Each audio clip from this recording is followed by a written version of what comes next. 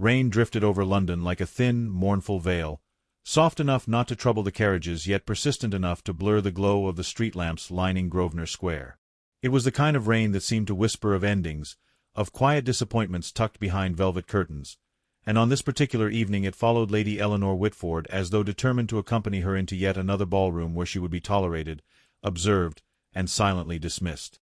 Her carriage halted before the glittering facade of Wintermere House, its windows ablaze with golden light. For a moment she remained seated, gloved hands folded tightly in her lap, gathering the strength required to step into a world that had long stopped making room for her. After all, London society had little patience for unmarried women, and even less mercy for those who had crossed the invisible threshold of 40. Inside, the ballroom blazed with warmth and splendor. Crystal chandeliers shimmered above the swirling crowd, scattering prismatic light across silk gowns and polished boots. Laughter floated through the air in tinkling streams, mingling with the scent of roses and champagne. Eleanor paused at the threshold longer than necessary, allowing her eyes to adjust to the brightness. She had attended hundreds of such gatherings in her youth, when she still believed society held a place for her. Now, at 40, she entered like a ghost returning to haunt her own past. She crossed the floor with gentle poise, nodding to acquaintances who rarely acknowledged her unless politeness demanded it. Along the far wall, a cluster of young debutantes huddled near a gilded mirror, their voices pitched low yet sharp enough to pierce. "There she is," one whispered behind a feathered fan. "The season's ghost returns." Another giggled. 40 and still hoping for a dance. How dreadfully brave. Eleanor heard the words. It was impossible not to, but she refused to let her step falter. She had learned long ago that dignity was a shield, even if it grew heavier with every passing year. As the orchestra struck a lively quadrille, couples swept onto the floor. Eleanor stood near a column, pretending to admire the frescoed ceiling, though she felt the familiar ache of isolation settle upon her shoulders. She had attended tonight not out of hope but out of duty, urged by distant relatives who insisted it was unseemly for a woman of her standing to retreat from society altogether.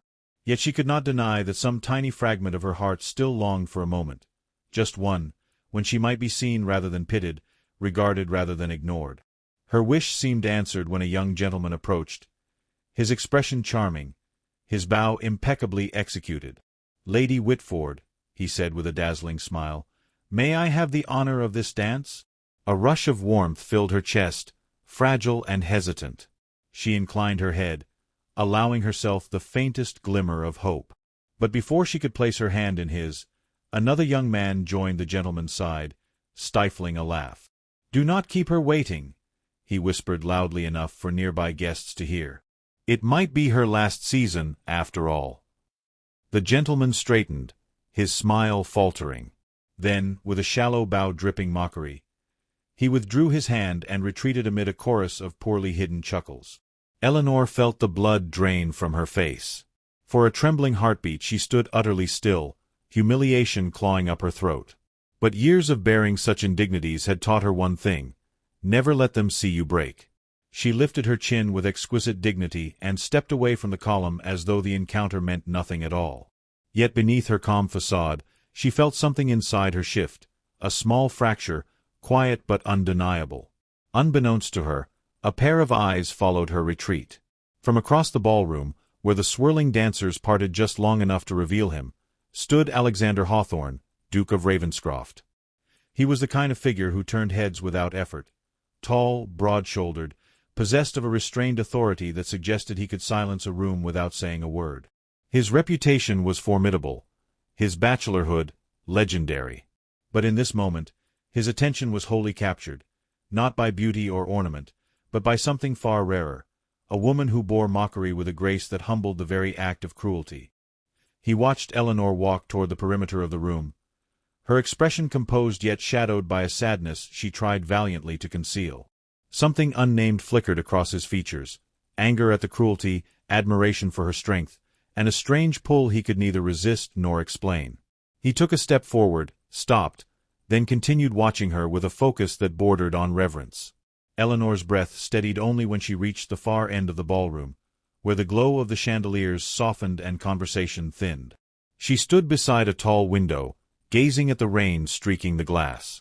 Each droplet fractured the lights behind her, scattering them like fragments of something long broken. She wondered whether she should leave early, return to the quiet safety of her home, where no one would mock her for simply existing. Yet the thought brought no comfort, only the weight of an old loneliness settling anew. At that moment, she felt the faintest whisper of presence behind her. A deep voice, rich and steady, murmured close enough that she almost doubted she had heard it at all. "Madam," it said, "you deserved far better." Eleanor turned sharply, her heart thudding as she searched for the speaker. But the space behind her was empty, the crowd shifting with practiced elegance, oblivious to her astonishment. All she knew was that the voice was warm, resonant, unmistakably sincere, and that it had reached her at the precise instant she most needed to hear it. And for the first time, hope stirred where humiliation had lived before. Morning light seeped gently through the lace curtains of Eleanor's bedroom, carrying with it the delicate hush that follows an evening filled with humiliation. She awoke slowly, her body heavy yet restless, her mind replaying the false bow, the smothered laughter, and the cruel glitter in the young man's eyes. Yet beneath the ache, a strange warmth lingered, an echo of the unseen voice that had spoken to her near the window. Its low timbre still vibrated through her memory, steady and sincere, as though someone had briefly stepped into her loneliness and offered a fragment of unexpected solace that day. She dressed with unhurried movements, choosing a modest gray walking gown, then descended to the breakfast room where a sealed velvet box rested beside her plate. No card lay with it, no crest, no flourish, only the quiet weight of mystery that seemed capable of altering the stillness of her morning. With cautious fingers she lifted the lid and found a single pressed winter rose lying atop silk. Its petals, pale as frost, glimmered faintly as though preserved with devotion.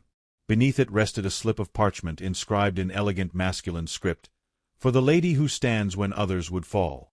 Eleanor sat motionless, the note trembling between her fingers.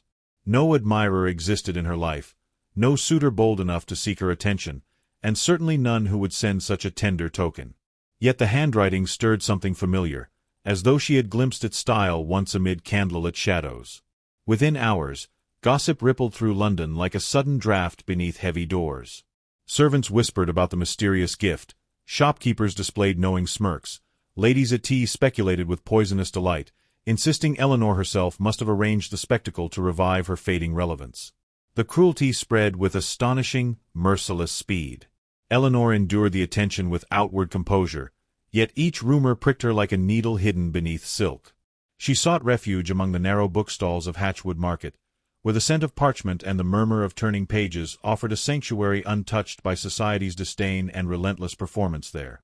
She drifted between stalls, fingertips grazing worn bindings, until a sudden commotion shattered the serene rhythm. A horse reared nearby, its hooves striking sparks against cobblestone as the crowd screamed and scattered. Eleanor froze, heart pounding, unable to move as the panicked animal lurched dangerously in her direction toward her. Before fear could root her to the spot, a firm hand gripped her waist and pulled her aside with decisive strength. Eleanor gasped as she collided with the broad chest of a man whose presence radiated calm authority. When she looked up, she found herself staring into eyes she recognized. Alexander Hawthorne released her gently, ensuring she stood steady before stepping back with measured grace. The market seemed to hush around them, as though the very air acknowledged something momentous. His gaze lingered, not with flirtation or pity, but with a depth that made her pulse tremble in astonished recognition. She managed a thanks, but he lifted a hand silencing the formality. "Think nothing of it, Lady Whitford," he said, his voice low enough to be intimate yet courteous enough to honor the crowd. "Though I must confess I did not expect our next meeting to be quite so dramatic." Eleanor felt color rise to her cheeks, though the chill of earlier shame still clung to her. She thanked him again, more steadily this time, yet her thoughts raced in bewildering circles. Why was the Duke, England's most sought-after bachelor, showing her such attentiveness when society deemed her wholly unremarkable to them? Before she could gather herself, a sharp voice pierced the charged stillness. The Duchess Dowager approached with glacial poise, her eyes narrowing the instant she saw her son standing close to Eleanor. A thin smile curved her lips, polite for the crowd, venomous beneath. "Alexander, you seem unusually occupied this morning." The Duke's jaw tightened almost imperceptibly, yet his tone remained impeccably civil. "I was merely ensuring Lady Whitford's safety," he replied. The dowager's gaze flicked to Eleanor, dismissing her with chilling efficiency, before returning to her son as though to reclaim him from an influence she considered beneath their lineage. Eleanor sensed it was time to withdraw. She offered a graceful curtsy and stepped away, though her heart still raced from the Duke's nearness. As she moved through the crowd, she felt curious eyes upon her, each gaze weaving threads of gossip that would soon tighten around her name. By afternoon, word of the market incident traveled faster than truth. Some claimed the Duke had swept her into his arms, others insisted he had declared some secret affection. Eleanor tried to ignore the growing embellishments, yet each rumor twisted the morning's simple rescue into a spectacle she never desired. She returned home with aching thoughts, though one question pulsed steadily beneath them. Had he been the voice at the ball? The memory of that whisper clung to her like a warming cloak, impossible to shake despite the chaos spiraling through London with relentless fascination for all who watched her. That evening, as she prepared for an obligatory supper with extended relatives, a footman delivered a folded newspaper to her sitting room. Eleanor unfolded it with mild curiosity, until her breath halted. Inked across the page was a caricature, the Duke lifting her dramatically, surrounded by exaggerated hearts and mocking captions. Her fingers tightened around the paper as humiliation washed over her anew. This was no gentle misunderstanding. It was mockery dressed as entertainment, a spectacle that would follow her through every parlor and drawing room for weeks. The tenderness of the winter rose felt impossibly distant beneath the sting of ridicule. Yet as her vision blurred, she noticed something tucked beneath the cruel illustration, a signature she recognized instantly. Not from the caricature artist, but from the note accompanying the winter rose. The same elegant hand had circled one quiet phrase inked at the margin, "Truth will out," and Eleanor froze breath. Night settled over London like a velvet shroud, softening rooftops and muting the restless clatter of distant carriages as Eleanor Whitford prepared herself for an invitation she never expected. The Duke of Ravenscroft had sent a messenger shortly after dusk, requesting the return of the book she had dropped at Hatchwood Market. Though the request sounded trivial, its tone carried an unmistakable undercurrent, as though he had chosen the pretext merely to speak with her away from prying eyes. Her heart fluttered with a mixture of apprehension and impossible curiosity. She dressed with careful restraint, choosing a navy gown with modest lace at the cuffs, and instructed her maid to accompany her. As their carriage approached the sprawling silhouette of Ravenscroft House, she wondered whether she should have declined the summons. Yet some quiet instinct urged her forward, whispering that the truth behind the token and the whispers might finally reveal itself tonight. Ravenscroft House loomed like a relic carved from solemn stone, illuminated by lanterns that flickered against ironwork balconies. A butler admitted them with a bow and led Eleanor through a corridor lined with ancestral portraits, whose painted eyes seemed to follow her with silent inquiry. The library awaited her at the end of the hall, its door slightly ajar, golden light spilling into the shadowed passageway. When she entered, the Duke stood beside a tall window, his posture composed yet edged with something restless, as though her arrival had interrupted a storm of thought. He turned slowly, and in the warm lamplight his features softened in a way she had never witnessed at public gatherings. He thanked her for coming, offered her tea, and gestured toward the crackling hearth where two chairs stood angled toward one another, arranged not for formality but for conversation of a deeply personal nature. Eleanor seated herself cautiously, aware of the quiet intimacy that enveloped the room. The Duke settled across from her, studying her with a calm attentiveness that made her pulse unsteady. After a moment he spoke, his voice low but unwavering. He asked whether the morning's rumors had distressed her, though his eyes revealed he already knew the answer. Eleanor admitted the gossip had been cruel, yet insisted she had endured worse in years when society first deemed her irrelevant. The Duke's expression darkened, not with judgment but with a slow-burning anger directed elsewhere. He confessed he had seen the caricature and found it reprehensible, a mockery that diminished not only her dignity but the decency of those who indulged in it. His words carried an unexpected fervor, a protective heat that left Eleanor momentarily breathless. She wondered what compelled him to speak so boldly when he owed her nothing at all. He rose from his chair and moved toward a bookshelf, running his fingers along leather-bound volumes before selecting the one she had dropped at the market. Instead of handing it to her immediately, he turned it over in his hands as though contemplating the fragile balance between confession and restraint. When he finally met her gaze, something unguarded flashed in his eyes. He revealed he had admired her long before their recent encounters, recalling a charity event years earlier where she comforted a sobbing child abandoned by embarrassed parents. He said her gentleness had unsettled him, stirring a sense of recognition he had not allowed himself to explore. Eleanor felt the room tilt slightly as she listened, unsure whether disbelief or longing held greater sway over her heart. The revelation felt impossibly intimate, a truth she never imagined could exist in the mind of a man so revered and unattainable. The air between them thickened with a charged stillness as he stepped closer, extending the book with deliberate slowness. When she reached for it, her glove brushed his fingertips, and both froze as though caught in an unspoken current neither had expected. The brief contact felt startlingly alive, a whisper of something forbidden yet profoundly human. Eleanor withdrew her hand first, steadying herself with a breath she hoped he would not hear. The Duke, however, did not disguise the shift in his expression. A shadow of vulnerability crossed his face before being quickly concealed beneath composed nobility. He apologized for overstepping, though his voice betrayed a sincerity that made it impossible for her to dismiss the significance of the moment. She assured him no apology was necessary, yet the words trembled faintly, carrying the weight of emotions she had long concealed beneath flawless etiquette. A soft knock at the door interrupted the fragile equilibrium. A servant stepped inside, offering a discreet bow before announcing that the Duchess Dowager requested an audience with her son.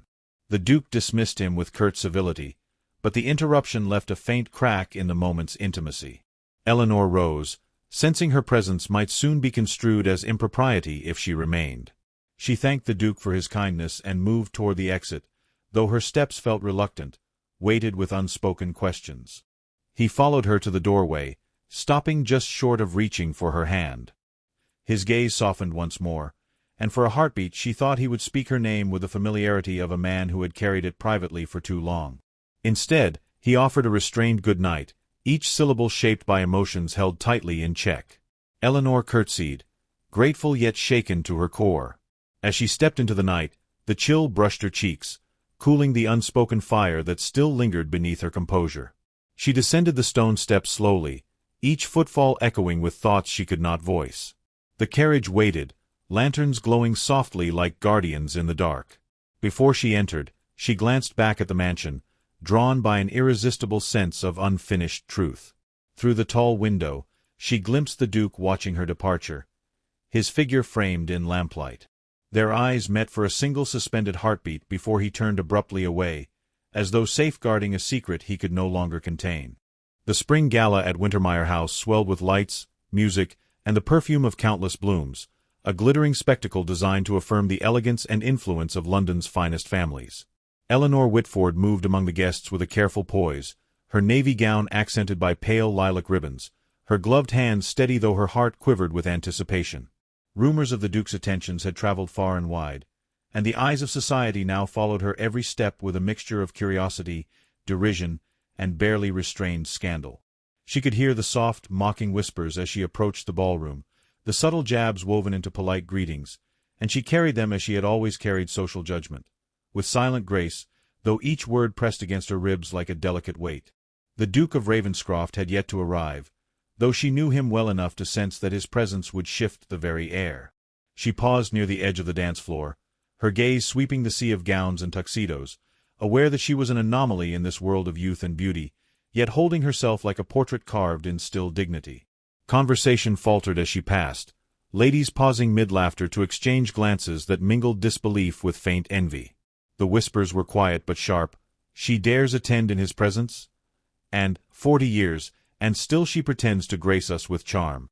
Eleanor's composure wavered only briefly before she inhaled and pressed forward. She had learned that courage was a subtle, measured thing, revealed in the smallest gestures, a lifted chin, steady eyes, the gentle sway of a gloved hand. She approached the marble balcony overlooking the orchestra, where the soft hum of strings carried through the warm air, and there, framed in the golden glow, she saw him. Alexander Hawthorne, the Duke, had arrived with the authority and elegance expected of a man of his station, yet tonight there was a discernible difference in his posture. His eyes, dark and unyielding, sought her immediately, and in that instant the room narrowed to the space between them, isolating her from every whisper, every glance, every expectation. The Duchess Dowager, seated nearby with her customary austere expression, watched the exchange closely, her lips a thin line of disapproval. Eleanor's pulse quickened, for she knew the matron's opinion carried the weight of judgment that could define fortunes. Yet Alexander's gaze never faltered. It was steady, resolute, protective, and it spoke of intentions unclouded by convention or fear. He stepped forward, his movement deliberate, and the crowd subtly parted, sensing the gravity of what was about to unfold. The young ladies who had laughed at her arrival now faltered, their eyes wide as Alexander reached her side. Eleanor's breath caught as he extended a gloved hand, not in dance, not in jest, but in declaration.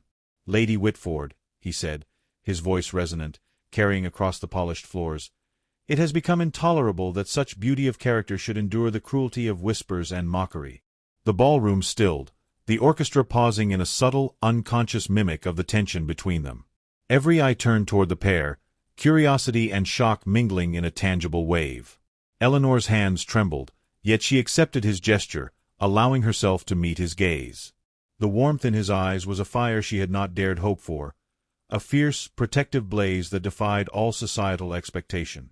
"I have watched you endure, always with dignity," he continued, his voice low yet resolute. "And I can no longer remain silent while the world treats you as less than you are. I see you. I have always seen you." His words were carefully measured yet carried the weight of years, a confession woven with restraint and undeniable truth. Gasps rippled through the crowd, though Eleanor scarcely noticed. Her chest ached with a mixture of relief, fear, and something entirely new, the intoxicating realization that the most desired man in London had not only noticed her but revered her very being. He knelt then, swiftly yet gracefully, drawing the attention of every guest, and lowered his head in a gesture that was both respectful and unequivocally sincere. "In the face of scorn, in the shadow of ridicule, I choose you, not your youth, not your beauty, but your soul, your courage, your steadfast heart." The ballroom seemed to hold its collective breath, the chandeliers glinting like frozen stars above. Eleanor's lips parted, not in protest but in wonder, as the weight of the moment settled upon her. The Duchess Dowager's hand tightened upon the arm of her chair, eyes wide in disbelief, and whispers erupted among the crowd like the swell of a restrained storm finally unleashed. Yet Eleanor did not falter. She felt her pulse synchronize with the Duke's declaration, a rhythm of shared defiance and the first notes of something infinitely tender. Slowly, deliberately, she allowed her gloved hand to rest against his, a silent acknowledgment of the words too monumental for speech. His gaze softened in return, and for the briefest instant, time seemed to suspend itself, the murmurs of society fading into irrelevance. Eleanor's lips curved into the faintest, most fragile smile, a subtle acknowledgment that she had been seen, understood, and, most profoundly, cherished.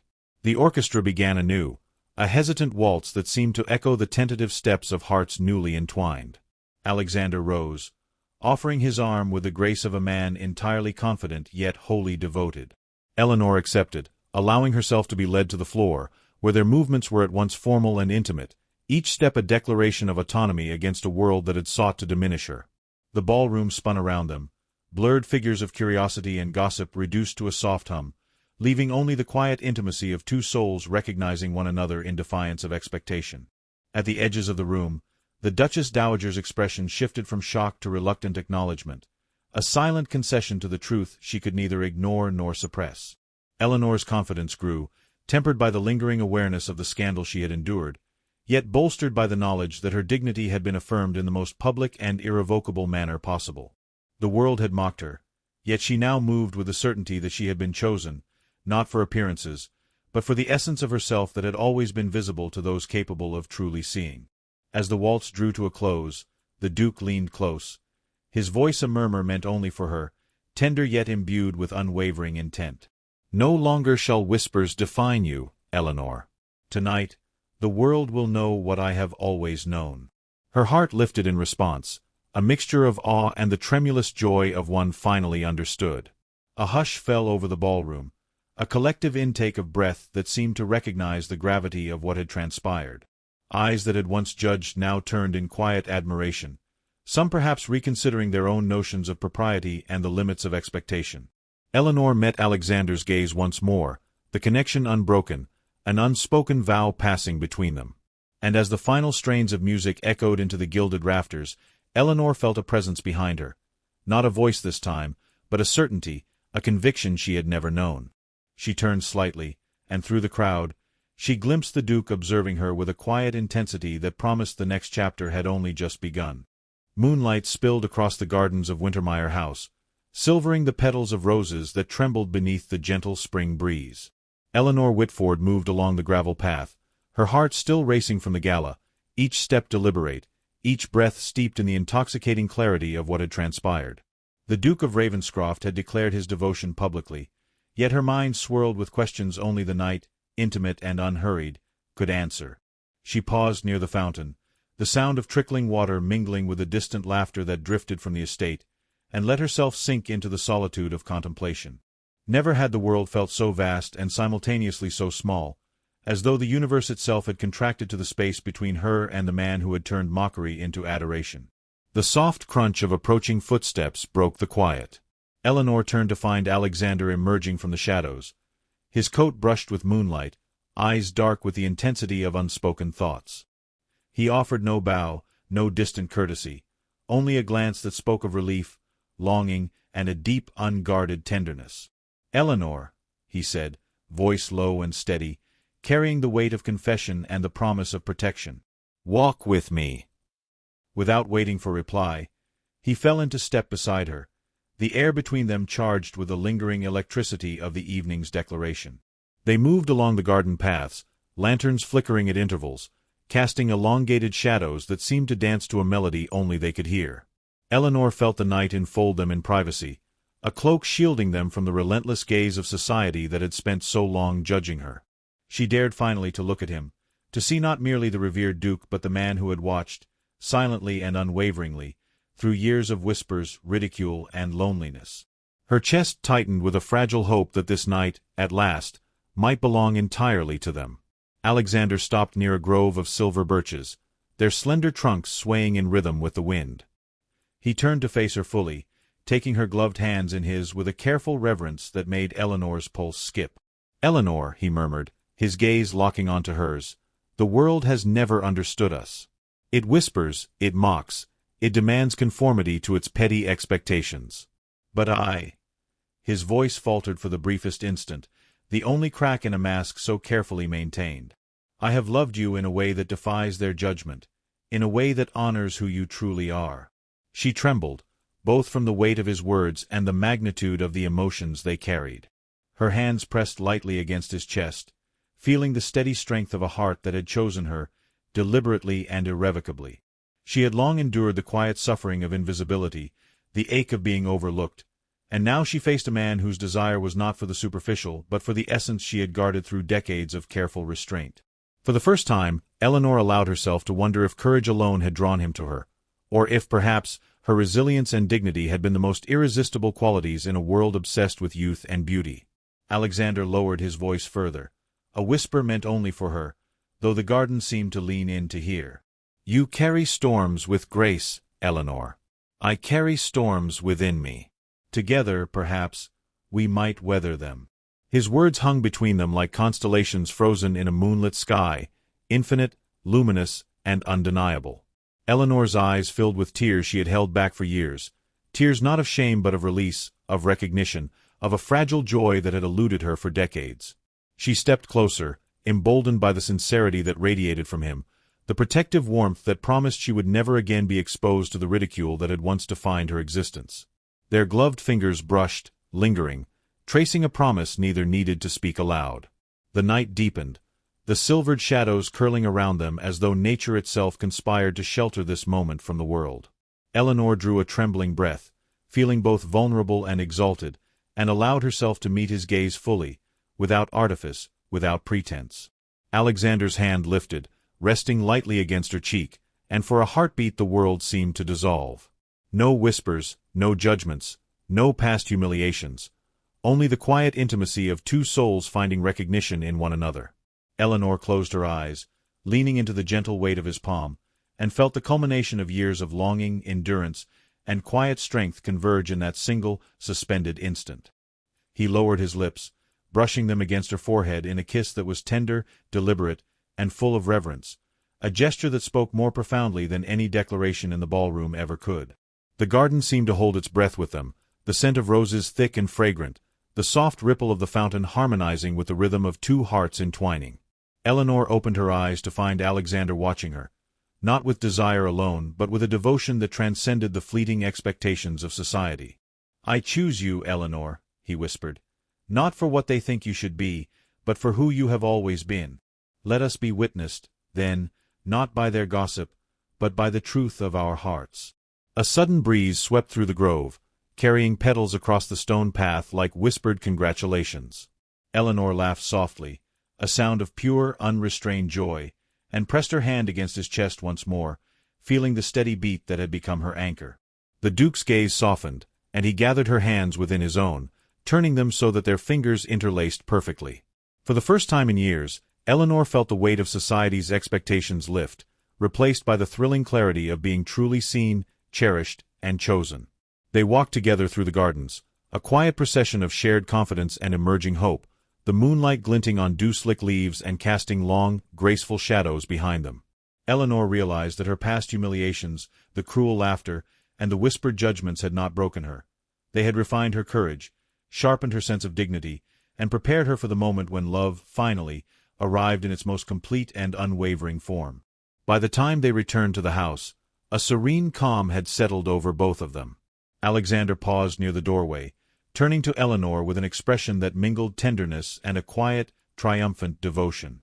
"Together," he said softly, "we shall meet the world not as adversaries of expectation but as witnesses to what love truly is." She nodded, feeling the truth of his words echo in her bones, a resonance that promised the future would no longer be governed by ridicule or doubt. As they entered the warm light of the hall, Eleanor glanced back toward the gardens.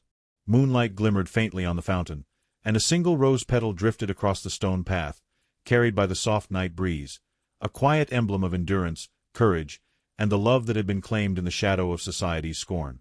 She turned to Alexander, whose hand found hers with effortless certainty, and in that touch, she understood that every moment of shame, every cruel whisper, and every lonely evening had been the necessary prelude to this profound, undeniable triumph. The orchestra had long since ceased, the halls now hushed, yet Eleanor felt a warmth in her chest as though the music of their hearts had begun its eternal composition. Outside, the city slept, unaware that in one quiet corner of London, a woman who had endured ridicule and solitude now walked hand in hand with a man whose devotion would never waver. And in that knowledge, Eleanor felt a freedom she had never known, a freedom that promised not only love but the quiet, unassailable triumph of a soul finally recognized. As the doors closed softly behind them, a final hush of anticipation lingered in the air, a subtle herald of new beginnings. Eleanor pressed close to Alexander, their silhouettes framed by candlelight, and for the first time, she allowed herself to imagine a life unshadowed by mockery, a life defined only by courage, fidelity, and the gentle, steady power of love. In the distance, a single note of music from the ballroom faded into night, leaving behind a hush that spoke louder than words. The heart, once unseen, had been claimed, and nothing would ever be the same.